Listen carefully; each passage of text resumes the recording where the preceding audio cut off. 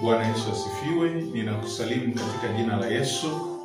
Naitwa Mwalimu Nixon Kipangula wa huduma ya maombi ya urejesho. Na kabla hatujaanza kipindi chetu, ninakusii waalike ndugu, jamaa na marafiki, watu ambao wanaweza kufuatilia mafundisho haya na ratiba hii ya maombi, ili mwisho wa siku tuweze kusimama katika zamu zetu. Kwa hiyo ninakupa muda huu wa kualika watu mbalimbali, ninapoweka mambo sawa, alika watu, watagi watu kwenye comment, ili watu waweze kufuatilia kile ambacho Mungu amekusudia kwa siku ya leo. Mungu akubariki.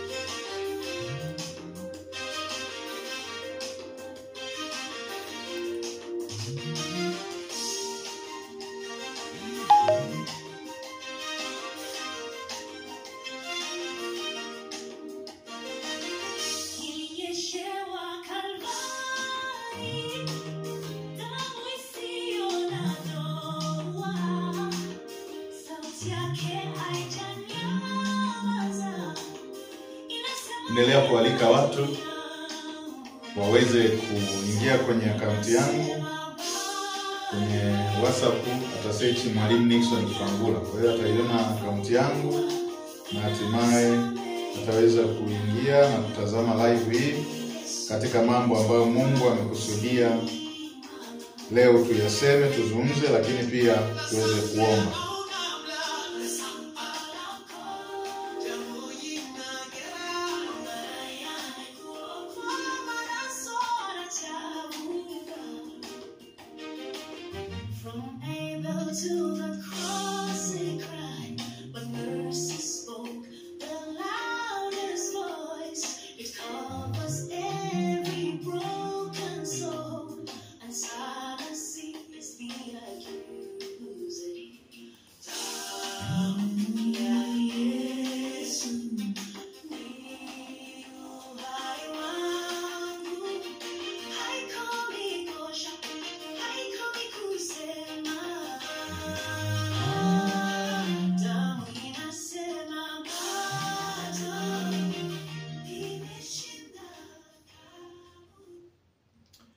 Bwana Yesu asifiwe.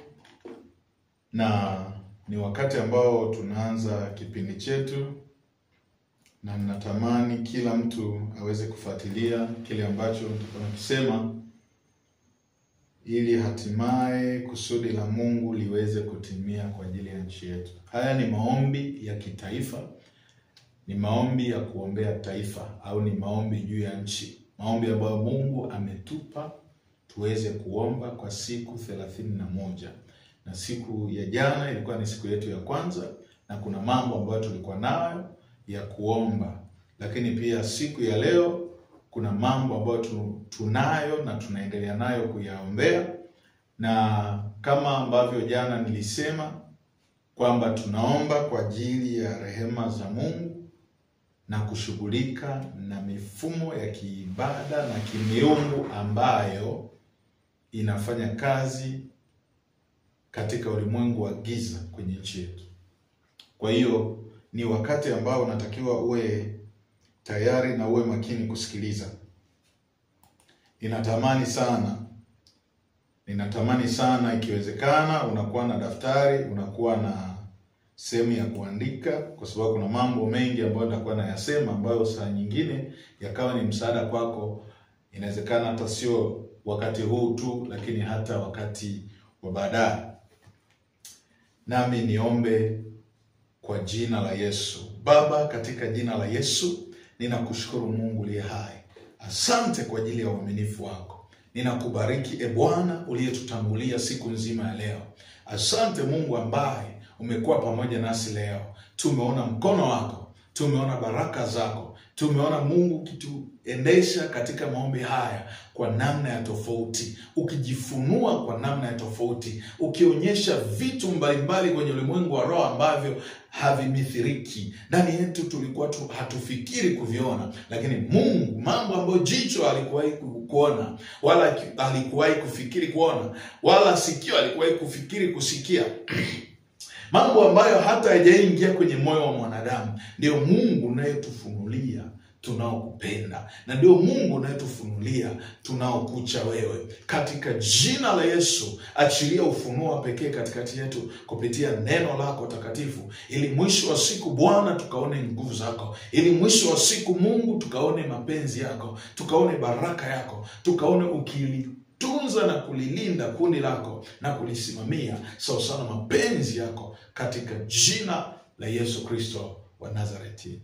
Amen. Amen. Na kitu cha kwanza ambacho lazima tuanze nacho ni msingi wa maombi haya ambao Mungu ametupa. Kuna msingi ambao Mungu ametupa wa haya maombi ambao ndani yake unatusaidia kutupa vitu vya kuombea au mambo ya kuomba ndani yake. Huo msingi unapatikana katika kitabu cha Mwanzo sura ya 17 mstari ule wa 8. Mwanzo 17 mstari ule wa 8. Na neno la Mungu linasema, nami nitakupa wewe na uzao wako baada yako nchi hii unayoikaa ugeni, nchi yote ya Kanaani kuwa milki ya milele, nami nitakuwa Mungu wao. Mungu wao kina nani? Kina uzao wa Ibrahimu. Hapa anazungumziwa au anaambiwa Ibrahimu, anaambiwa kama ahadi na Mungu. Kumbuka Ibrahimu alishaambiwaga tu, ondoka uende paka kwenye nchi nitakayokuonyesha na utamiliki. Sasa Ibrahimu ametoka, yuko katika mazingira ambayo Mungu amemwelekeza. Mungu anamwambia hili neno.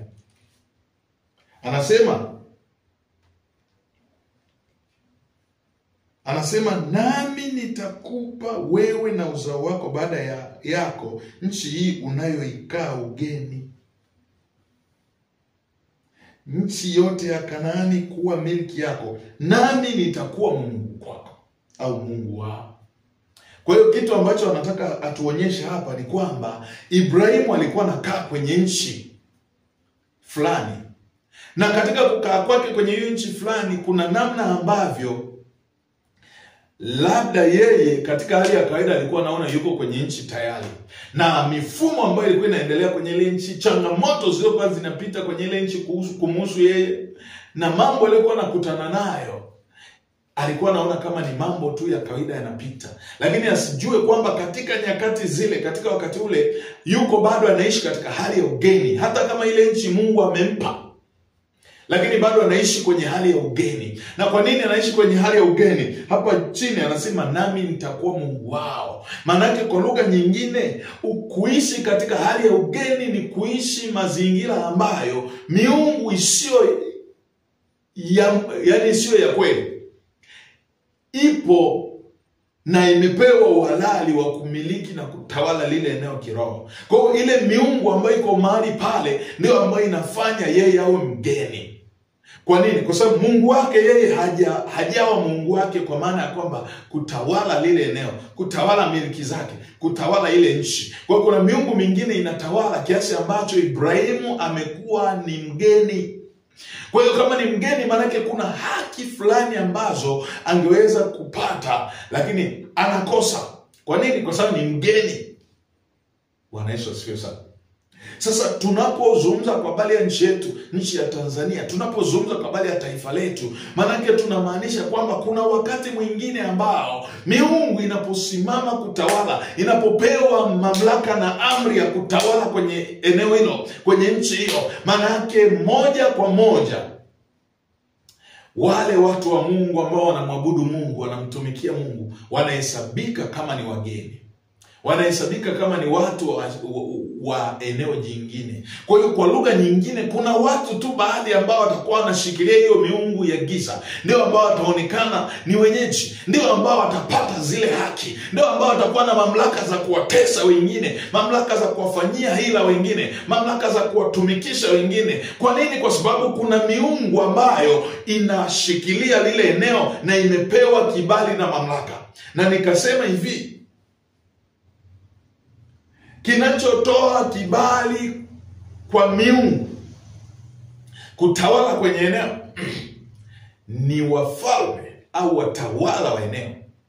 Kwa mtawala wa eneo na mfumo wake wa kiuongozi ndiye ambaye anadetermine, ndiye ambaye anatambulisha kwamba miungu gani itasimama au itatawala kwenye lile eneo ambalo yeye yuko. Na ndio maana hata unapoona kwamba kuna kiongozi anaapa ameshika Biblia au ameshika Qur'an, haimaanishi wakati ule ndo anaapa. Kuna wakati alishikwa, alifinywa, alishikiliwa na miungu na kupewa kiapo katika ulimwengu wa roho cha kutumikia ufalme huo wa miungu au wa Mungu, kiasi kwamba kila kiapo ndicho ambacho kinakuwa na nguvu.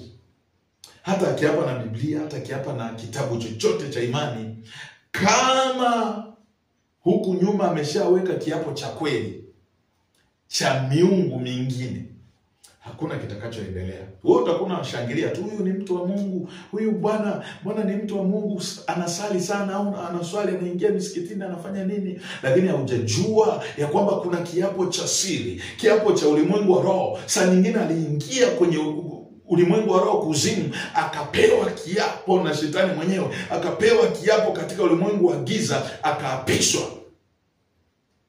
Hata mtu yule ambaye anasimama upande wa Mungu, manake ni mtu ambaye amepewa kiapo, amepewa agano na Mungu katika ulimwengu wa roho kabla hata hajajitokeza kuapa mbele za watu. Ile huwa ni ushuhuda tu. Ni sawa na unapozungumza habari ya toba. Ili mtu useme kwamba ametubu, sio wakati ule ambao anasema yale maneno na kuomba Mungu nisamee, fanya hivi na hivi. Lakini toba inaanza rohoni. Inawezekana hata ni jana, hata ni juzi, kuna kitu fulani kilitokea ndani ya mtu, akajutia uamuzi, akajutia maisha anayoishi, akajutia mazingira, alafu kamwambia Mungu nisamee na unitakase na unifanye kwa upya kuwa mtoto wako, uniingize kwenye mfumo wa kwako. Hiyo ndo namna ambayo mtu ameomba toba. Lakini katika ulimwengu wa kawaida na sisi wanadamu, tutamuona labda siku umeitishwa mkutano wa injili, wameitwa watu wa kuokoka, basi amepita, au inawezekana kwamba amepita kanisani anaomba msamaha, kwamba jamani mnisamee, nilikengeuka, nilienda tofauti. Lakini kwenye ulimwengu wa roho alishazungumza na Mungu wake. Sasa ndicho kinachotokea hata kwa habari ya wafalme, habari ya watawala wanapoapa. Wakati ule tunaoona sisi kwenye matelevisheni na mahali pengine, ni wanaapa katika namna ya muonekano wa nje, lakini kwenye ulimwengu wa roho walishaapa nyuma kabla kwa miungu yao au kwa Mungu wao. Walishaapa kwamba mimi ninasaini kiapo hiki. Labda ni kiapo kinachosema ukiingia madarakani hakikisha watu wa aina fulani hawafanikiwi. Unapoingia madarakani hakikisha watu wa aina fulani wanauliwa. Unapoingia madarakani hakikisha kabisa watu idadi fulani inatolewa kama sadaka. Kwa unashangaa anapoingia tu watu wanaanza kufa, watu wanaanza kuliwa, watu wanaanza kupotea, watu wanaanza kufanya nini? Manake kuna viapo fulani kwenye ulimwengu wa roho. Na nchi ambayo Mungu ameamua kuachilia ustawi kwa sababu yeye amepewa kibali cha kutawala, manake ameruhusiwa na yule mkuu au mfalme. Na ndio maana kuna haja kubwa sana ya kuombea wakuu au wafalme. Kwa nini? Kwa sababu kile unachokishikilia wewe kwenye ulimwengu wa roho kumuhusu, ndicho ambacho kitazuia hata kama kuna matendo ya uovu yamepangwa na huyo mfalme au mkuu,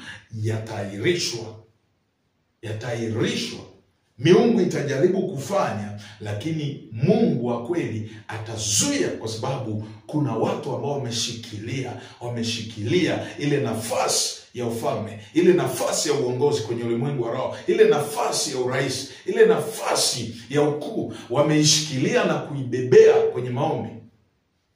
Kwa kuna namna ambayo Mungu anachokitaka ni kwamba tujue ya kwamba ili mtu aishi kwenye hali ya ugeni, manake kuna mfalme au mtawala ambaye ametoa kibali halali kwa miungu fulani kutawala au kumiliki katika lile eneo. Na ndio maana hiyo miungu ikitoa amri ya kwamba jambo fulani litokee, linafanyika.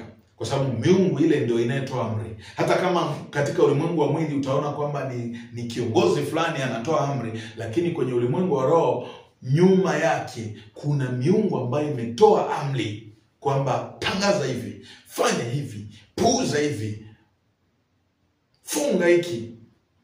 Ndio maana unakuta ili upime hali ya hewa katika ulimwengu wa roho, hali ya ulimwengu wa roho ilivyo kwenye eneo kwa wakati fulani, angalia mambo yanayofanyika kutoka kwa kiongozi.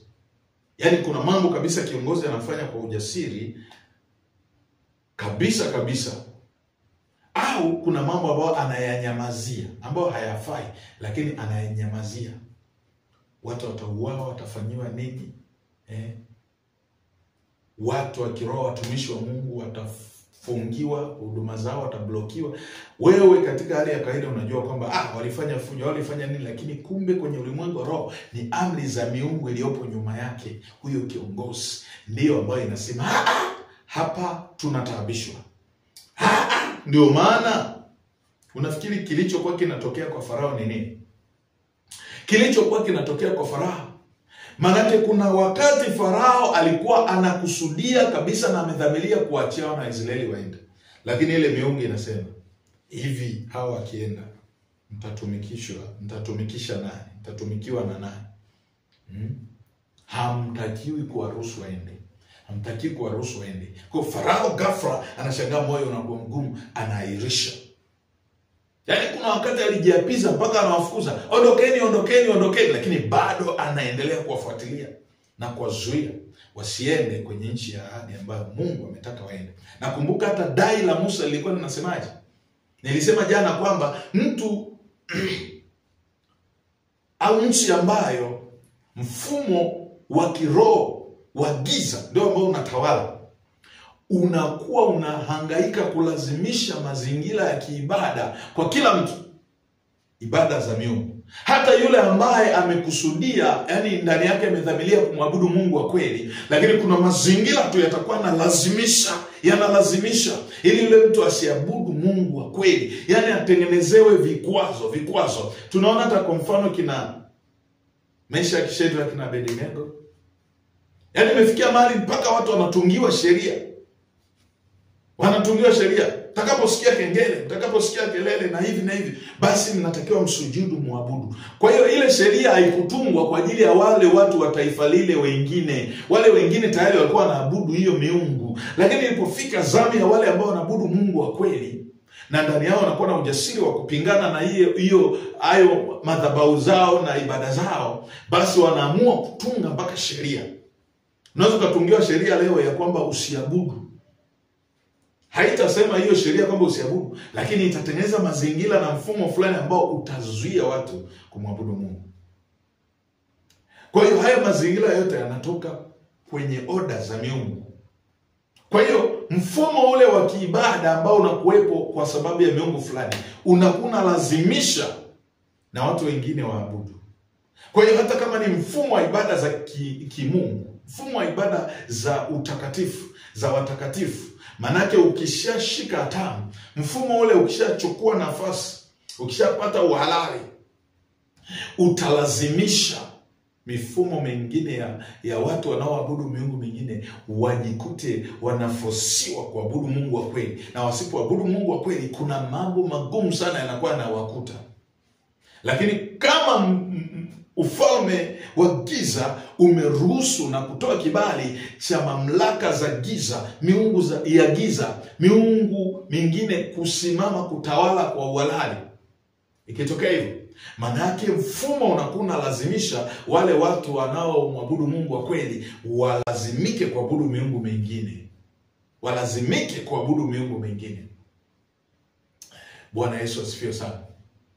Kwa hiyo ni mfumo unatengenezwa wa kuabudu miungu mingine kwa lazima.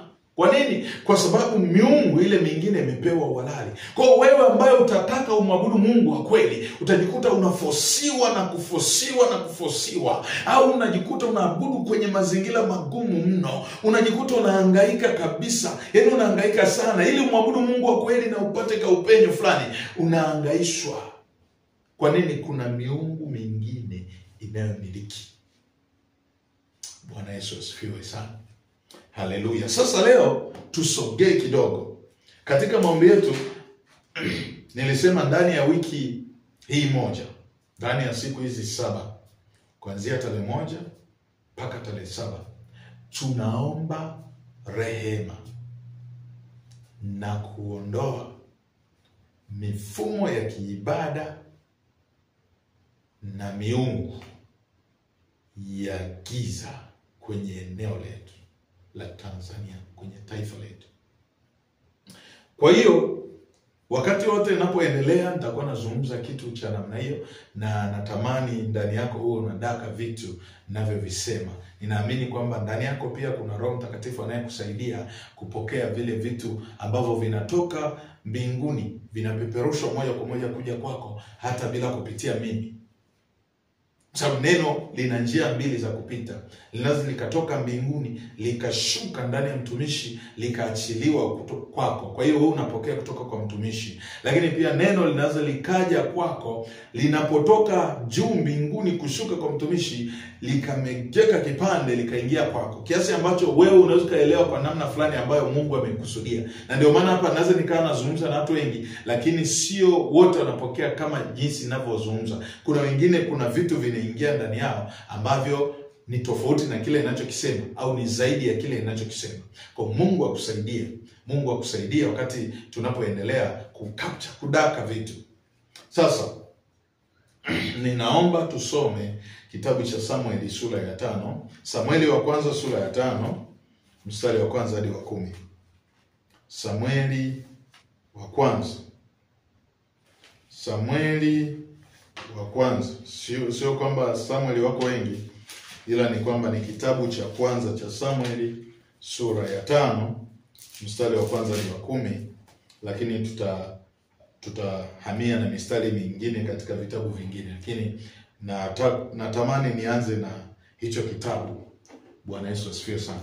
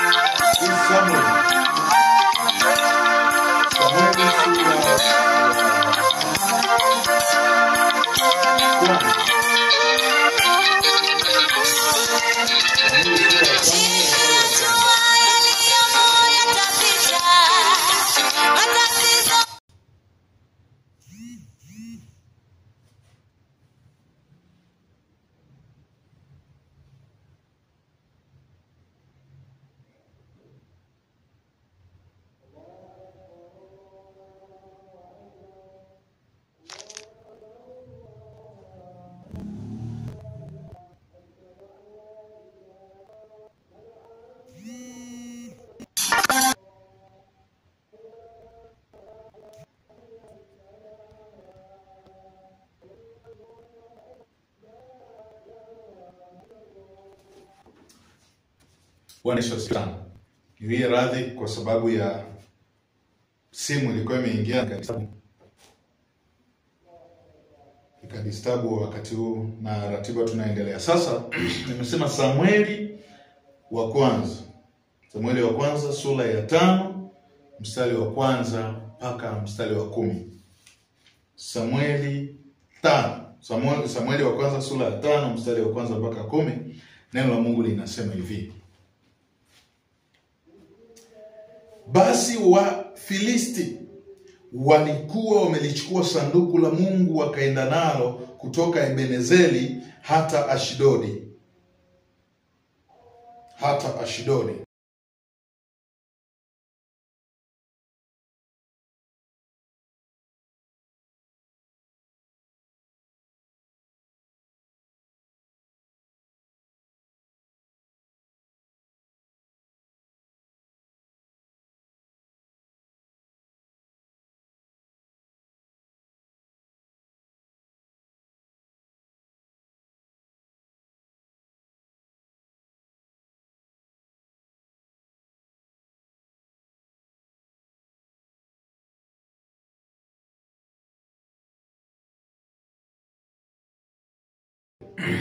Wafilisti wakalichukua sanduku la Mungu, wakalitia katika nyumba ya Dagon, wakaliweka karibu na Dagon.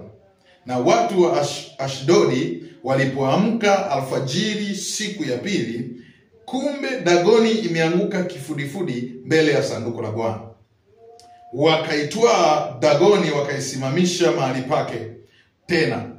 Hata walipoamka kesho yake asubuhi, kumbe Dagoni ilikuwa imeanguka chini kifudifudi mbele ya sanduku la Bwana. Na kichwa chake Dagoni na vitanga vya mikono yake vyote viwili vimekatika, vipo vimelala kizingitini. Dagoni ikasalia kiwiliwili chake tu. Kwa hiyo makuhani wa Dagoni na mtu awaye yote aingiaye nyumbani mwa Dagoni hawakanyagi kizingiti cha nyumba ya Dagoni huko Ashdodi hata leo. Sasa sikiliza, nasema, lakini mkono wa Bwana ulikuwa mzito juu ya watu wa Ashdodi, akawaharibu, akawapiga kwa majipu huko Ashdodi na mpakani mwake. Kisha hao watu wa Ashdodi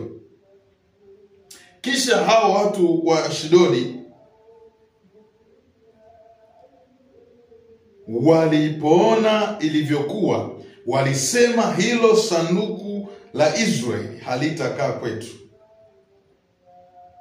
kwa maana mkono wake ni mzito juu yetu na juu ya Dagoni Mungu wetu. Basi wakatuma watu waende kuwakusanya kwao mashehe wote wa Wafilisti, wakasema, tulifanyeje sanduku la Mungu wa Israeli? Tulifanyeje sanduku la Mungu wa Israeli? Na lihamishwe liende Gathi. Wakalihamisha sanduku la Mungu wa Israeli. Ikawa walipokwisha lihamisha, mkono wa Bwana ulikuwa juu ya mji huo kwa kuwafadhaisha sana. Akawapiga watu wa mjini, wadogo kwa wakubwa, wakapatwa na majipu. Basi wakalipeleka sanduku la Mungu mpaka Ekroni.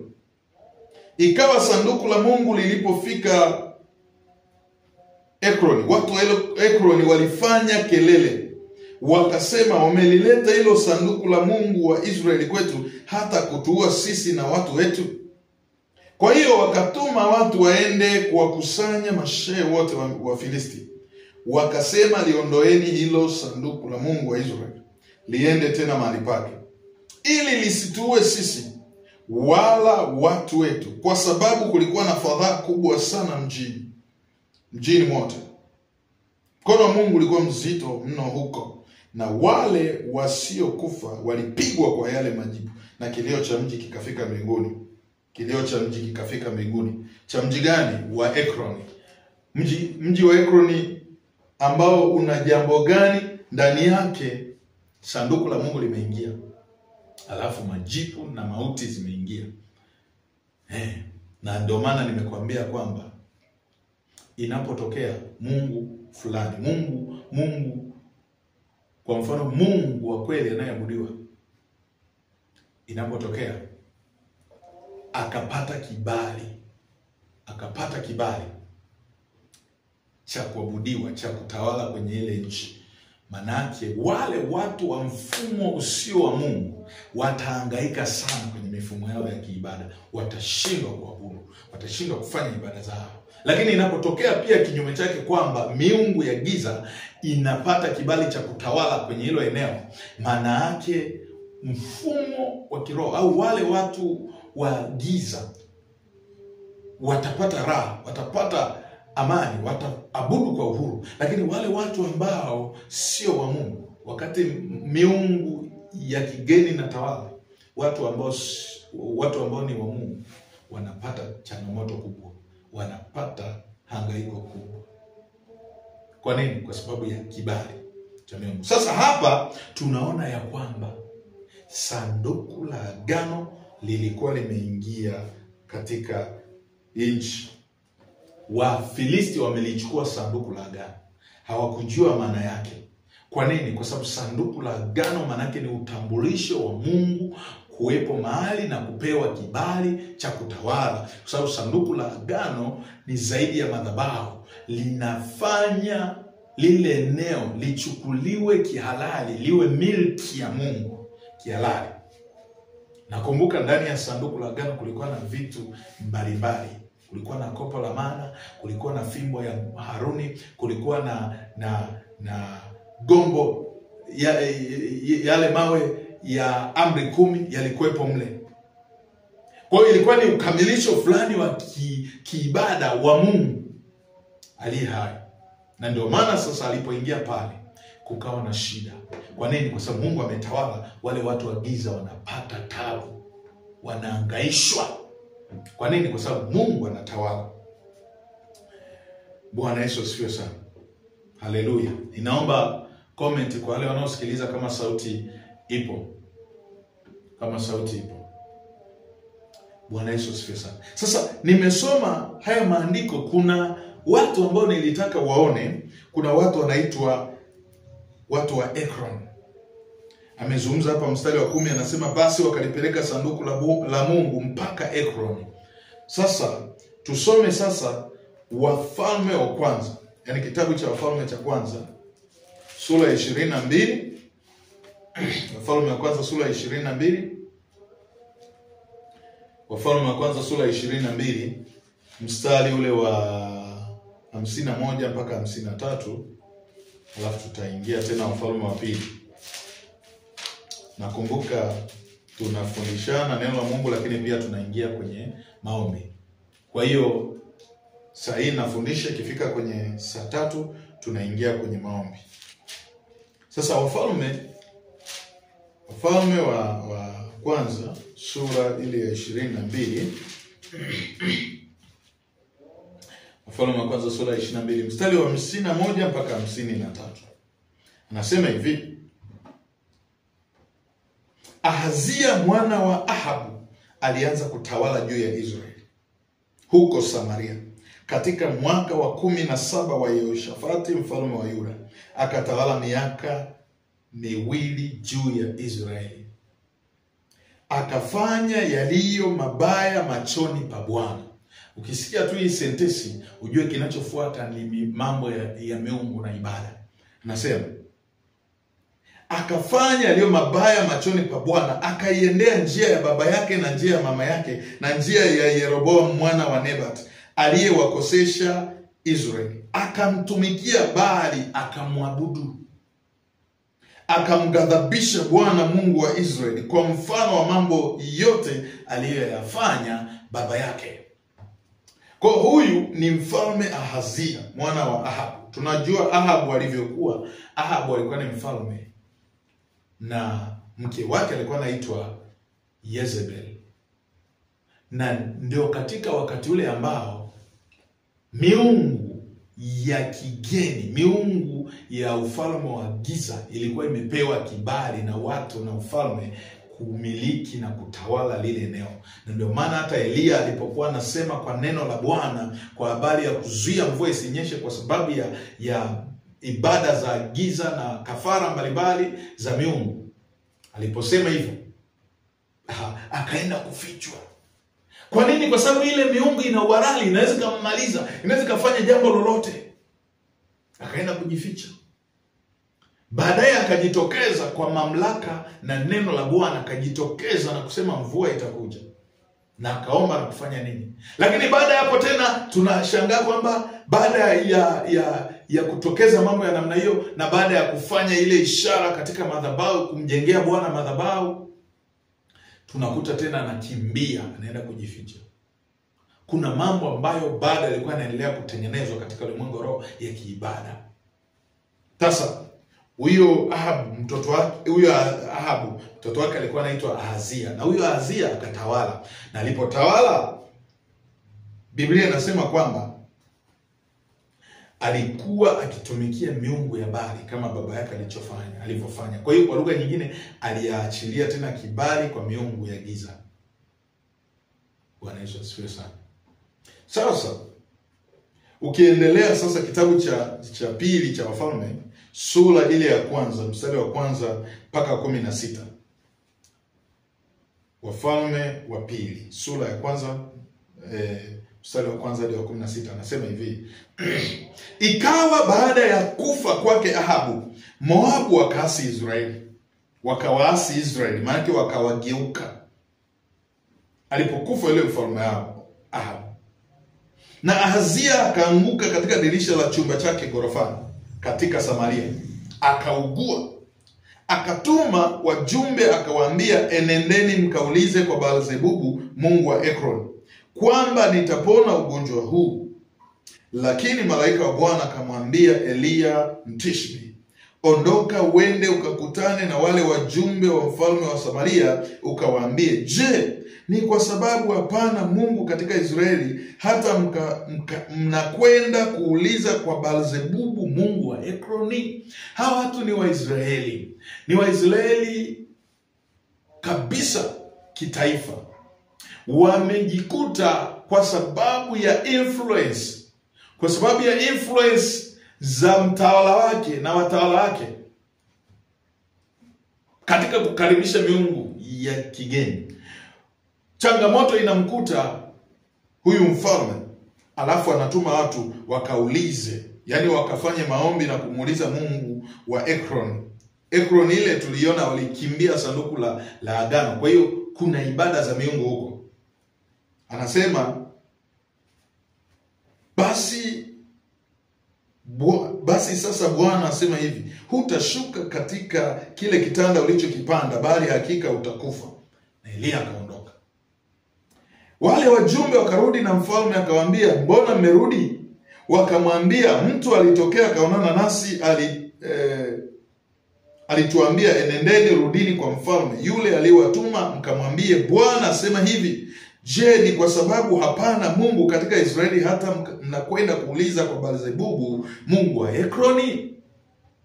Basi kwa ajili ya hayo hutashuka katika kile kitanda ulichokipanda, bali hakika utakufa. Akawaambia, je, mtu yule aliyewatokea akaonana nanyi akawaambia maneno hayo alikuwa mtu wa namna gani? Wakamwambia, aliyekuwa amevaa vazi la manyoya, tena amejifunga shuka ya ngozi kiunoni mwake. Naye akasema, ndiye yule Eliya Mtishbi. Kwa akajua staili za mtumishi wa Mungu nabii Eliya, jinsi ambavyo anavaa, akajua huyo ni fulani. Na hata hivyo isingemsumbua sana, kwa sababu anajua Eliya ni kati ya manabii sumbufu kwa watu wanaoabudu miungu mingine. Anajua kabisa kwamba Eliya ni kati ya watu sumbufu. Ni kati ya watu sumbufu ambao wanaabudu miungu mingine. Kwa hiyo anasema, ndipo mfalme akatuma akida wa askari 50 pamoja na 50 wake. Kwamba kumbuka, Eliya ilikuwa sio kipaumbele cha mfalme huyu. Huyu mfalme Ahazia, yeye lengo lake ni watu wafike kwa mungu wa Ekroni, Baalzebubu. Lakini Eliya anawablock njiani. Kule kuwa block njiani, mfalme anatuma maakida 50 wake wakamwendee Eliya. Akamwendea na tazama ameketi juu ya kilima, akamwambia, ewe mtu wa Mungu, mfalme asema shuka. Usifikiri kuna mazuri, usifikiri kuna amani. Saa nyingine kuna mtu anaweza katoa siri fulani za watu, afu akasema tunaomba aje atusaidie kutoa ushahidi, kumbe ndo unakamatwa, kumbe ndo unauliwa. Sasa ndicho kimemtokea Eliya, ni kwamba kuna 50 wametumwa. 50 wametumwa. Kumbuka mwanzo alituma tu wajumbe, Lakini baada ya hao wajumbe kukutana na Elia wakawa wamezuiwa, Biblia inasema kwamba akatuma 50. Sasa hao 50 ni wanene. Hivi wewe katika hali ya kawaida au kwenye akili ya kawaida kwenda kumuita mtu utatuma watu 50? Kama huna vita naye, kama huna hasira naye, kama hauko na chuki naye, kama huna nia ya kumwangamiza na kumpoteza, hauwezi kutuma 50. Yaani 50 ni kwamba hilo jamaa ni jasusi asikiaye na afahamu. Kwamba hilo jamaa ni jasusi kiasi ambacho kumpata kwa mtu mmoja ni ngumu sana. Kuna wakati Elia alikuwa yuko ndani, alikuwa ni Elisha. Na Elisha alikuwa anatembelea nyendo zile za Elia, kwa sababu ndiye aliyeachiwa vazi. Sasa Elisha yuko ndani na mjakazi wake na mtumishi wake, anasema kwamba majeshi ya maadui yakawa yametanda, yamezunguka. Na yule mtumishi wake alipoangalia akasema, itakuwaje? Huyu mtu ni shida, anawindwa na mimi ndo mtumishi wake, kwa hiyo tutakufa wote. Lakini baadaye Elisha akamwambia, walio pamoja nasi ni wengi kuliko walio pamoja nao. Na Mungu akafungua macho, akaona majeshi ya farasi wengi. Baadaye Elia akatoka, akauliza, mnamtafuta nani? Sema tunamtafuta Elisha. Elisha anajua aliko hapa, wala mwezi mkampata Elisha. Hebu twendeni niwaonyeshe. Akawakokota kufika sehemu akawadampu hapo, kwamba mtafuteni hapo sasa. Akarudi. Nakumbuka kuna sentensi moja ambayo mfalme alisema, ambayo ilisemwa kwa mfalme kwamba hata siri ambayo anaongea na mke wake Elia anaweza kaisikia Elisha. Sasa ndivyo na Elia alikuwa hivyo. Kwa hiyo wanamtazama Elia katika jicho la tofauti, kwamba huyu jamaa tusipotuma watu wengi wamzunguke, wawe pande zote kwa ajili ya kumshambulia, kwa namna yoyote hawezi kuchomoka kwenye 50. Hawezi. Kwa ametuma 50. Alipofika anasema hivi. Anasema, Elia akajibu akamwambia yule akida wa 50, ikiwa mimi ni mtu wa Mungu, na ushuke moto kutoka mbinguni ukuteketeze wewe na 50 wako. Moto ukashuka kumteketeza yeye na 50 wake. Akatuma tena akida wa 50 mwingine pamoja na 50 wake wamwendee. Akajibu akamwambia, ewe mtu wa Mungu, mfalme anasema shuka upesi. Elia akajibu akamwambia, ikiwa mimi ni mtu wa Mungu, na ushuke moto kutoka mbinguni ukuteketeze wewe na akida zako. Anasema moto ukashuka kutoka mbinguni na ukamteketeza yeye na 50 wake. Tena akatuma akida wa 50 watatu. Yaani anadili tu na akida na 50 wake, kwa sababu ni vita sasa kwake.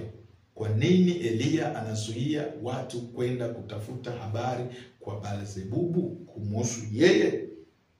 Tena akaja tena akatuma akida wa 50 watatu pamoja na 50 wake. Yule akida wa 50 watatu akapanda, akaenda akapiga magoti mbele ya Elia, akamsihi sana, akamwambia, ewe mtu wa Mungu, na kusihi roho yangu na roho ya watumishi wako hawa 50 ziwe na thamani machoni pako. Ili akija tu amemkamata.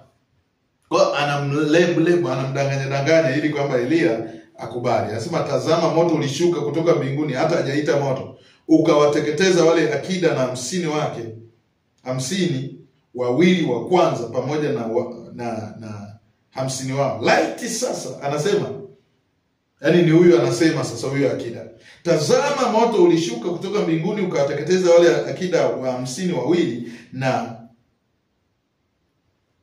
50 wawili wa kwanza pamoja na 50 wao. Laiti sasa roho yangu na iwe na thamani machoni pako. Malaika wa Bwana akamwambia Elia, shuka pamoja naye. Sasa huyu hakumfanyia kitu. Anasema akamwambia, shuka pamoja naye, usimuogope. Kumbe Elia alikuwa anashusha moto kwa sababu anaogopa. Yaani katika hali ya kawaida alikuwa anajihami kiroho. Sio anaogopa kwamba atamshinda, ila anajua kabisa nikienda watanimaliza. Kwa hiyo anaachilia moto. Anasema akaongozana naye pamoja hata kwa mfalme. Akamwambia, Bwana asema hivi, kwa kuwa umetuma wajumbe waulize kwa Baal-zebubu mungu wa Ekroni, je, ni kwa sababu hapana Mungu katika Israeli ulize neno lake? Kwa hiyo hutashuka katika kile kitanda ulichokipanda, bali hakika utakufa. Hakika utakufa. Basi akafa sawasawa na neno la Bwana alilolinena Eliya. Na Yoram alianza kutawala mahali pake katika mwaka wa pili wa Yehoram mwana wa Yehoshafati mfalme wa Yuda, kwa kuwa yeye hakuwa na mwana. Na mambo unaweza kaendelea, lakini kitu ambacho nataka ukijue, mfalme Ahazia ni mfalme wa taifa la Samaria. Ni mfalme wa Samaria. Samaria ni miongoni mwa alikuwa ni mgawanyiko katika taifa la Israeli, ukatokea wa Samaria. Sasa hawa watu katika hali ya kwanza, katika wakati wa kwanza walikuwa wanaabudu Mungu wa kweli, lakini baadaye wamekengeuka, wameabudu miungu mingine, na hatimaye Mungu ameachilia mambo mbalimbali yaliyotokea katika wakati ule, lakini ikafika mahali ambapo Mungu anaelekeza waabudu Mungu wa kweli. Kwa hiyo Mungu akawa amepata kibali na kutawala katika lile eneo. Lakini yule mfalme Biblia inasema alianguka kitandani kwake, kavunjika, akaugua. Alafu yule mfalme akaanza kuita kibali cha miungu wengine kumiliki ile nchi. Kwa nini? Yaani iko hivi, sio kwamba mfalme anaweza kaalika tu kabisa kwamba miungu ije, ila anafanya hivyo kwa maana ya kujilinda, kwa maana ya kujiponya, kwa maana ya kujiokoa, kwa maana ya kujiweka salama. Kwa yeye maana yake ya kuabudu miungu na kutafuta miungu ni kwa ajili hiyo. Ndio maana usikute kuna wakati Mungu alizungumza na mimi kwamba kuna kiongozi fulani ambaye amepewa amri na ufalme wa giza atembee na waganga wa kichifu ili kumlinda, ili asiangamie. Atembee na waganga wa kichifu ili asiangamie. Anaambiwa hivi, wanataka kukuua. Na jana nilisema hiki kitu. Anaambiwa wanataka kukuua, tembea na mganga wa kichifu. Kwa anazungukila anakoenda, anazunguka. Kuna mtu ambaye ni special. Inawezekana usimuone hata kimavazi, lakini ni mganga wa kichifu ambaye anadanganya ufalme ya kwamba wanataka umuue. Asijue kwamba hata Mungu mwenyewe pia anaweza kumuua. Sasa katika mazingira haya anasema wakati mfalme ametuma watu waende kuuliza, Eliya akamwambia ukweli. Kule kumwambia ukweli, kuambia ukweli, wale makida wakarudi kutoa majibu, wasiende kwa huyo mungu wa Ekroni, wakarudi kutoa majibu. Hasira ikawaka kwa mfalme. Kwa nini? Kwa sababu ndani yake lengo lake wale watu wafike kwa Baal-zebubu, kwa sababu ya hali alionayo. Kuna siku moja nilikuwa naonyeshwa kwenye ulimwengu wa roho, mkuu mmoja, mtawala mmoja yuko kwenye mawingu, kama anaita msaada fulani wa wakuu wa anga, anaita msaada fulani, lakini mwisho wa siku akawa amedondoka tu hivyo alivyo. Usiniulize ni nani, lakini nasema nilionyeshwa kitu cha namna hiyo, na Mungu akaniambia atahangaika kutafuta msaada wa giza na hatafanikiwa. Kwa nini? Kwa sababu Mungu imefika mahali sasa hasira yake inawaka. Mungu hataki tuishi katika masharti na kanuni za waganga wa kienyeji. Mungu hataki tuishi katika mifumo ya kiutawala wa miungu ya kigeni. Mungu hataki tuishi katika mfumo wa kiibada kuabudu miungu ya kigeni. Mungu anawaka hasira sana kwa ajili ya watu wanaoabudu miungu ya kigeni ndani ya taifa la Tanzania. Na hiyo hasira inaweza kusababisha madhara makubwa hata kwa wale ambao wanaabudu Mungu wa kweli, kama hawatasimama kwa ajili ya kuomba rehema, kama hawatasimama kwa ajili ya kuomba msaada wa Mungu, kuondoa hayo mambo yanayoendelea, kuondoa hizo ibada zinazoendelea, kuondoa hiyo mifumo ya giza inayoendelea. Na mifumo ya giza haipo tu kwa maana ya ibada. Mifumo ya giza inasimama hata katika mambo ya kiutawala, inasimama hata katika mambo ya kimaofisi, inasimama hata katika mazingira mbalimbali ambayo yapo katika nchi au taifa. Kwa hiyo mwisho wa siku, mifumo inapoendesha mambo yake kwa namna ya giza, maanake uwe na uhakika ya kwamba miungu ya kigeni au miungu ya giza ndiyo ambayo inatawala. Na kama ndiyo ambayo inatawala, lakini kuna watu ambao wamemwomba Mungu, wamemwambia Mungu, shuka kwa rehema zako, uondoe mifumo ya ibada, ufute ule uhalali wa mifumo ya kiibada ya giza. Mungu akasikia kutoka mbinguni, akishuka. Nilisema akishuka na mambo mawili. Mungu akisikia maombi haya na akashuka, kuna mambo mawili ambayo yanatokea. Jambo la kwanza ni kutangaza rehema kwa watu wanaohitaji rehema au wanaostahili rehema, kutangaza rehema. Lakini jambo la pili ni kutangaza ghadhabu kwa watu wanaostahili ghadhabu.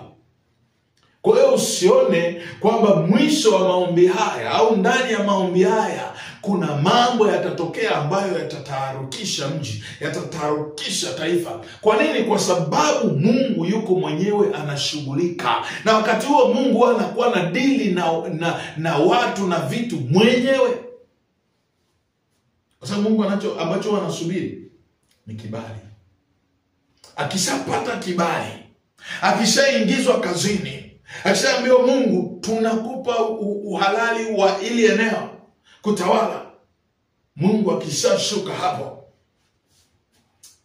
panachimbika. Bwana Yesu asifiwe sana. Kwa hiyo mfalme alipoambiwa hakika utakufa, na Biblia inasema alikufa sawa sawa na neno la Bwana. Kwa nini? Kwa sababu amemchukiza Mungu. Kumchukiza Mungu ni kuanza kuabudu miungu mingine ambayo hata haijafanya chochote kwa ajili ya nchi. Hao waganga, hao wachawi, hiyo mizimu mnayoabudu, hayo makaburi mnayoyafanyia ibada, hayajawahi kukomboa nchi, hayajawahi kuiweka nchi yetu katika namna yake ambayo tunaiona. Hiyo mizimu na miungu haijawahi kutangaza uhuru kwa ajili ya nchi yetu, haijawahi kufanya Tanzania iitwe Tanzania. Ni mkono wa Mungu mwenyewe, ni Mungu mwenyewe. Kwa hiyo inapotokea mifumo ya kiuongozi na kiutawala inakaribisha miungu, yaani ilifika mahali wana wa Israeli kwa sababu tu ya kukawia kwa Musa, wanasema tutengeneze ndama. Tutengeneze ndama, alafu tutaabudu, tutasema wewe ndiye uliyetutoa katika nchi ya Misri, sio mwingine. Shakabori ya dai. Yaani imefika mahali watu wanamdharau Mungu kiasi hicho. Watu hawaoni Mungu kwamba ndiye ambaye anaishikilia Tanzania hata leo. Hata unaposikia amani, na wengine wanaimba amani amani, kumbe ni wanafiki, ni waongo. Ile amani tu kidogo na utulivu tulionao ni kwa sababu ya Mungu. Yaani Mungu angeamua kuruhusu mifumo iende sawa sawa na itakavyotaka yenyewe, yaani shida ingetokea, yaani kusingekalika. Lakini badala yake wafalme na wakuu wa dunia, wakuu wa nchi, wakuu wa maeneo, viongozi wa taifa, ndio ambao wanakuwa ni wa kwanza kwenda kwa waganga wa kienyeji kuzindika, kwenda kwa waganga wa kienyeji kutoa kafara, kwenda kwa waganga wa kienyeji kufanya mambo ya giza. Kuna siku moja mkuu mmoja akasema, jamani waganga, ninawaomba wale ambao watawajia kuhitaji msaada wenu, msiwaambie uongo, waambieni ukweli. Kama ni mtu wa kushindwa, waambieni utashindwa. Kama ni mtu wa kupita, waambieni utapita. Maana yake uhalali wa miungu unatangazwa hadharani, uhalali wa ufalme wa giza. Ina maana majibu yanaonekana kwamba majibu ya watu ambao watashindana kwenye uchaguzi au kwenye mambo ya kura yapo mikononi mwa waganga, kitu ambacho sio sahihi, kitu ambacho sio sahihi. Nahitaji rehema za Mungu, nahitaji tumlilie Mungu, nahitaji tumuombe Mungu kwamba hao viongozi ambao wanafikiri waganga ni tumaini lao, hao viongozi wanaofikiri mizimu na makaburi ya waasisi na watu mbalimbali ni tumaini lao, wanaofikiri kutoa kafara na kusababisha ajali na kuua watu itakuwa ni salama yao, tumwambie Mungu, rehemu taifa letu. Mungu, hatukuwa tumekusudia kuishia hivi, hatukuwa tumekusudia kwenda kwa namna hii. Tulikusudia kwa sababu ya utajiri na rasilimali za nchi tulionayo, faida iwe kwa Tanzania, faida iwe kwa nchi yetu iwe tajiri. Mungu aliniuliza swali,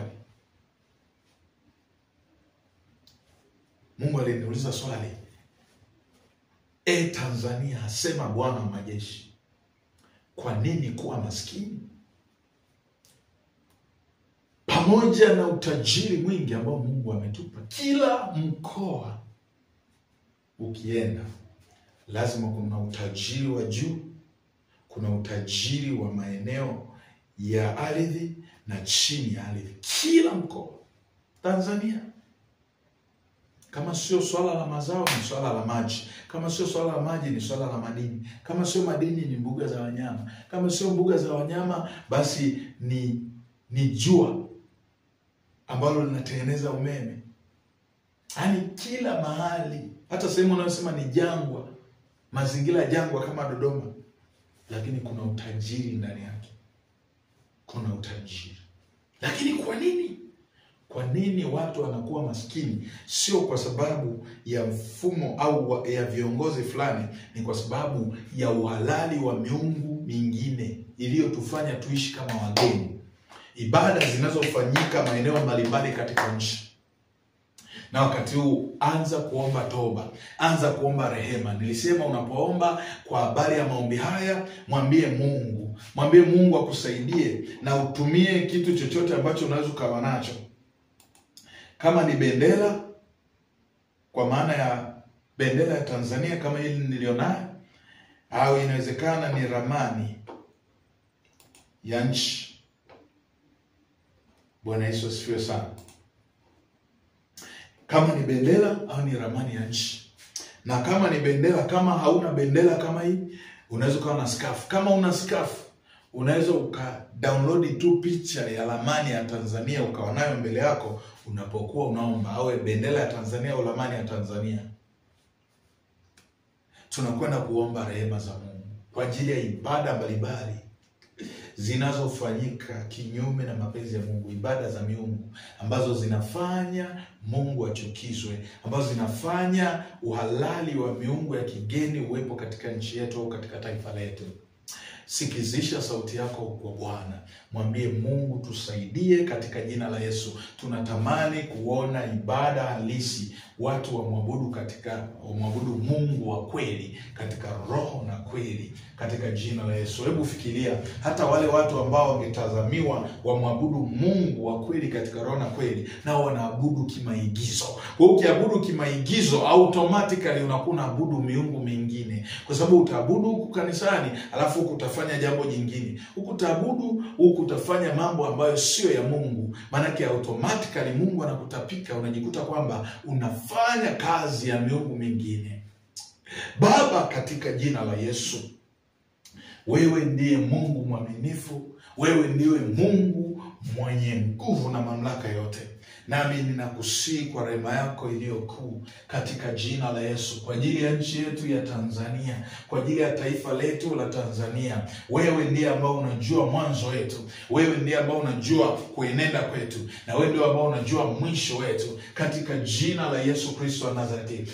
Mungu, ninakuja mbele zako Bwana. Tazama mazingira haya tunayopitia kama nchi, tazama mambo mbalimbali yanayotokea kwenye nchi yetu.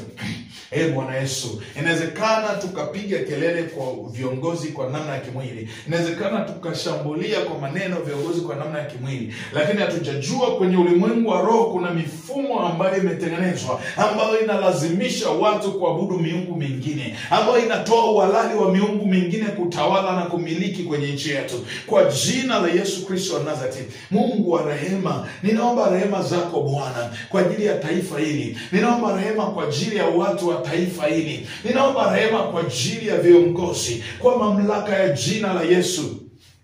Bwana, ninaomba rehema Mungu katika jina la Yesu kwa ajili ya jamii za watu, kwa ajili ya jamaa, kwa ajili ya kabila za watu, kwa ajili ya koo za watu, kwa ajili ya mazingira mbalimbali na vikundi mbalimbali vya watu. Mambo yanayoendelea katika nchi kwenye ulimwengu wa roho, ibada zinazoendelea kwenye ulimwengu wa roho, ibada zisizo za kimungu, ibada za matambiko, ibada za mazindiko, ibada za kuabudu miungu mingine, makafara na sadaka zinazotolewa kwenye ulimwengu wa roho, kwenye ulimwengu wa roho kwa ajili ya miungu mingine, ili kulisha miungu mingine, damu inayomwagika ili kunywesha miungu.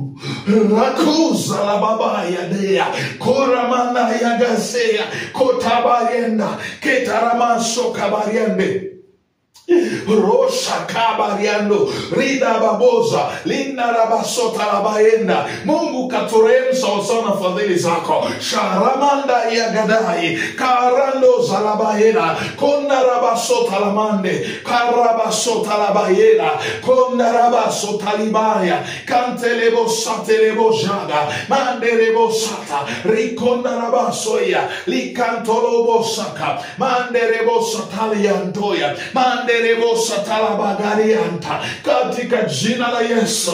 Risho kobo rianda zili amando rabagariande rikandora basota liamanda karamasota labayena makanda rabasota labayena koramaso kamande riagoria kandelebo sata labayena ronda rabasota labayena mandorobo shakaranda yadea orabasete lemonda liagadaya ronda rabasota lamandere gaeda rokaramando robosi teleriada rikando rabayeda rikando rayadeza lolia gabando hoja ketaramando zagarane rikando robosa yeda Oshakamanderia rotaramando rabaseteria kona rabaseteriada. Uturehemu Bwana kama nchi, uturehemu Bwana kama taifa, uturehemu kama waombaji, uturehemu kama kanisa, uturehemu Bwana. Rakora bamande riria doza gabaleda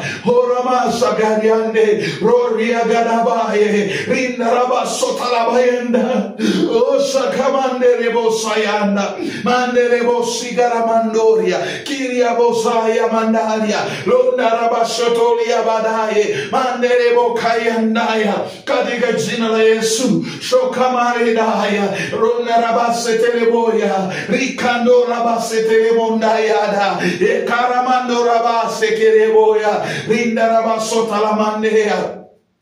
Hosha gabaena, hora mandalea, hora bagosa yandea, rokaramaso taliwaya. Ibada zinazofanyika maporini, riko zamalebo sayadea, ronda rabaso kalamandele ya gogaye, ritaramaso la liagaramanda, yoria baso talayenta, itarabaso talamandea, koramaso talamandege, ronda rabasi telebo tayeda, ronda rabaso talibande katika jina la Yesu. Ibada zinazofanyika kwenye mawe na milima kwa jina la Yesu Kristo wa Nazareti, ibada za miungu mingine, ibada za ufalme mwingine, ibada za mfumo mwingine katika jina la Yesu, na makafara na dhabihu zinazotolewa kwa damu za watu ili kumridhisha Mungu wa dunia hii, ili kuridhisha miungu ya dunia hii, ili kuridhisha miungu na watu wa giza giza.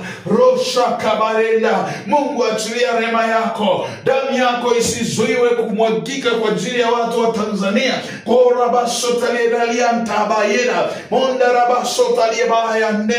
Damu ya Yesu isizuiwe kumwagika kuachiliwa kwa ajili ya watu wa nchi. Katika jina la Yesu. Kwa ajili ya viongozi wa nchi. Kwa jina la Yesu. Kwa ajili ya watu wa nchi. Rapaso riagada. Yetarabamamasete. Kila maneno ya kiibada yanayotamkwa kuachiliwa kwenye miungu ya giza. Rikatoza la mande. Rindaragosa la baigia. Kontarabasota libohiade. Katika jina la Yesu.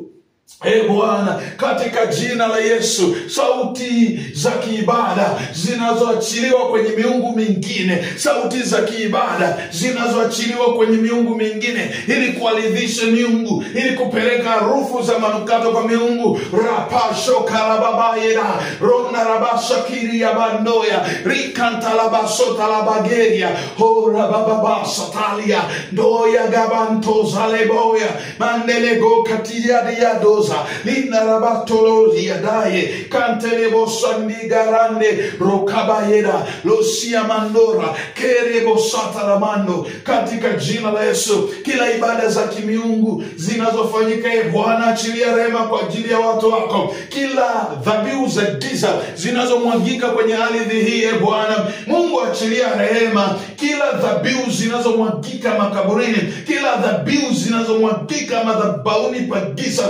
Shakura bazolia mande rokoria kerebo sande lebosaya kanarabasota lebosai mande lebosa kamandera gia korababasete rondalabasoliada kentarabasota bayenda mande lebosa kamande rosa gabareda korana yageza korababoshante lebosa.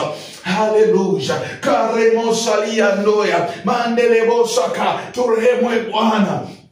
Katika jina la Yesu, tumekukosa wewe, tumeenda kinyume na wewe, tumefanya maasi, tumefanya maovu, sabarane, tumekaribisha ibada za miungu, tumekaribisha uasi, tumeabudu miungu isiyonena, tumeabudu miungu isiyosema, tumeabudu miungu isiyotenda. Bwana, kwa uweza wako Mungu, kwa damu ya Yesu, achilia rehema zako Bwana, achilia rehema zako kwa watu wako, achilia rehema zako kwa watu wako, achilia rehema zako kwa watu wako. Sabarena yekaroza yenda rabasota liboza, katika jina la Yesu wa Nazareti. Mungu aliye mwaminifu, Bwana wa uzima, katika jina la Yesu, peke yako Mungu unayetawala. Lakini watu wameenda kwa miungu mingine, watu wameenda kuuliza kwa miungu mingine. Kuna watu wanaenda kuuliza ya kwamba je, tutashinda uchaguzi? Kuna watu wanaenda kuuliza ya kwamba je, kuna vurugu itatokea? Kuna watu wanajiuliza kwa miungu ya kwamba miungu ikatulize dhoruba zote na kuhakikisha uovu unapita na kupata kibali. Lakini Bwana wa majeshi, hizo ibada zinazofanyika, damu ya Yesu Kristo ikazifute kwa mamlaka ya jina la Yesu. Ninafuta ibada zote, ninafuta uhalali wote wa miungu katika nchi yetu kwa jina la Yesu. Walali wote wa miungu, rosha kabareria kondalabasota yageda korabamamashete legoya kandarabasota legoza kentarabasota labaenda, kwa jina la Yesu wa Nazareti. Kila sadaka zinazotolewa kwenye miungu, ninafuta walali wake kwa jina la Yesu. Kila uovu uliotamkwa kwenye nchi yetu kiibada, ninafuta kwa damu ya Yesu Kristo wa Nazareti. Ninafuta kila matamko yaliyotamkwa, ninafuta kila viapo vilivyofanyika katika ulimwengu wa giza. Ninabatilisha kwa jina la Yesu viapo vya kuhakikisha watu wanauawa, viapo vya kufanya watu wateseke, viapo vya kufanya watu wataabishwe, viapo vya kufanya watu wa Mungu wateseke na kutabika, watu waishi maporini kwenye maficho kwa sababu tu ya utawala wa kiuovu. Risho kapasea kontaligo sayade kontarabo setelegadia kontarabasotaligantea korabababasete. Hata kama manabii wa Israeli walijificha, lakini neno la Bwana likamjia Elia. Neno la Bwana likamjia Elia katika jina la Yesu. Hata kama wamejificha, lakini ndani yao hawamsujudii Baali, ndani yao hawasemi ndio kwa Baali, kwa jina la Yesu wa Nazareti. Ile miungu ambayo inasimama kutoa mamlaka na amri, ile miungu iliyopata walali katika nchi yetu na kutawala kwa namna yote ile, tunafuta walali wake kwa mamlaka ya jina la Yesu. Ile miungu iliyofanya watu wawe undermined, ile miungu iliyopofusha fikra za watu, rakapayena ronda rabashakariana mandalabasata likoja gamande, ile miungu iliyofanya watu waishi tu kama kondoo, watu wasioweza kujimudu wenyewe, wasioweza kusimama kwenye upande wa haki, rosha bababayena, ile miungu iliyokandamiza fahamu za watu wasitambue haki na kusudi la Mungu katika nchi, na wakajikuta wanaabudu miungu mingine, na wakajikuta wanaendelea kuzoelea uovu, na wakajikuta wanaendelea kuzoelea uasi, na wakajikuta wanaendelea kuzoelea dhulma. Mungu liye hai, simama Bwana, simama Bwana, na kufuta uhalali wa miungu hiyo, na kufuta uhalali wa miungu hiyo katika jina la Yesu. Resha kapaera londalega goizia kontarabasota limanda monda gidaye kota ligoza bageda kitamandoza rigaye kora mama seteleboshaka rikantora bose telebozaya mandelebosa kamande kora basete londa labasete rinda rabasho kariada kontarabasota labayenda kantarabasata. Kila vilivyofukiwa kwenye ardhi kwa jina la Yesu, kama madhabahu, kama miungu, kila vilivyofukiwa kwenye ardhi ya nchi, riko salina marioda mantelegosa bagida kontarabasuli ya mando, kila kilichofukiwa kila vinyago vilivyofukiwa kwenye ardhi kwa lengo la kuabudiwa, kwa lengo la kukamata nafsi za watu ziabudu miungu mingine, kila sanamu zilizofukiwa kwenye ardhi, kila miungu iliyofukiwa kwenye ardhi, iwe ni mawe iliyofukiwa kwenye ardhi, kila vitu vilivyoimbiliziwa na kufungwa na kufukiwa kwenye ardhi, shakabariande sutaliada kutaranezia kutiliadoza parona liagade korabosara likantolozagia korabababasete risha kabaenda, kile kilichofungwa na kuzungushiwa kamba na kufukiwa kwenye ardhi, rakosabariande, kile kilichowekwa maneno fulani yaliyotamkwa humo, kile kilichowekwa maandishi fulani ya vitabu, kilichowekwa na kufukiwa kwenye ardhi ili watu wawe influenced kiibada katika kuabudu miungu mingine, katika jina la Yesu Kristo wa Nazareti. Mungu usikiae sauti ya waombao mahali hapa, Mungu usikiae katika jina la Yesu, sikia na sauti hii Bwana, sikia na sauti hii Bwana. Kila kilichochimbiwa ardhini, kila kilichofukiwa ardhini, ili kitabishe maisha ya watu, ili kitabishe hali za watu, ili kitabishe hali za watu, ili kitabishe maisha ya watu, katika jina la Yesu ninakichimbua na kukiondoa kwa mamlaka ya jina la Yesu, kwa mamlaka ya jina la Yesu. Kila mahali Bwana, katika jina la Yesu, kwenye majengo makubwa, kwenye ofisi kubwa, mahali popote, katika jina la Yesu, chochote kilichowekwa kama alama ya agano na kutunza maagano ya ufalme wa giza, ninakichimbua katika jina la Yesu. Iwe ni sanamu, iwe ni vitu vimefungwa, raka pasulia lindo zagabareda kotarabasonta yagiria kotarabandola giara korababa setelianto kandarabasutia gontaya, kwa jina la Yesu. Kila kilichochimbiwa hicho, kilichochimbiwa hicho, hicho kilichochimbiwa hicho, na kuwekwa vitu ndani yake, na kuwekwa vitu ndani yake, na kuwekwa vitu ndani yake, shaka barolia mantelozia kontarabasuta linarabasoya kiria mandora kerabasolia kantarabasota manderebosa likantora diada kontarabasota lamande. Kwa jina la Yesu, kuna kitu ambacho kimefungwa ndani yake. Kuna maandishi ya vitabu vingi vya kiroho vya giza ndani yake, kuna mimea ndani yake, kuna kuna ngozi ya wanyama, ndani yake kuna vito fulani vya madini vimewekwa, halafu kuna maneno yametamkwa juu yake kwa bali ya hali ya kiroho ya wananchi wa Tanzania, halafu kikafukiwa chini. Hoshakabariria, karibu na bahari, kwa mamlaka ya jina la Yesu. Mungu usikiaye maombi haya na Mungu usikiaye sauti hii, unakwenda kuchimbua na kukipasua kwa mamlaka ya jina la Yesu. Unakwenda kuchimbua na kukipasua, haijalishi waliotamka wapo au hawapo. Mungu unakwenda kukichimbua katika jina la Yesu na kukipasua mifumo ya giza iliyoshikiliwa humo, nguvu za giza zilizoshikiliwa humo, roho za giza zilizoshikiliwa humo, ninazimaliza na kuziharibu kwa damu ya Yesu na kwa jina la Yesu wa Nazareti. Mifumo ya giza inapasuka, inaondolewa kwa jina la Yesu wa Nazareti. Mungu unachimbua hicho, Mungu unachimbua na kukipasua katika jina la Yesu. Ni alama iliyowekwa muda mrefu ambao hakuna mwenye uhai ambaye angejua kuna nini kipo. Lakini ni mifumo ya giza ambayo ilitengenezwa, ni kama silaha ya kujilinda, ya kulinda miungu kuendelea kushikilia mahali. Ndio maana hata wachawi wakati mwingine wakitaka kumfunga mwanamke tumbo lake, wanachukua kitu fulani wanakifunga. Na wakachukua mdoli wakaufunga ili asiweze kuzaa. Sasa kuna mambo yalifanyika katikati ya miaka ambayo tunaita rehema za Mungu juu yake.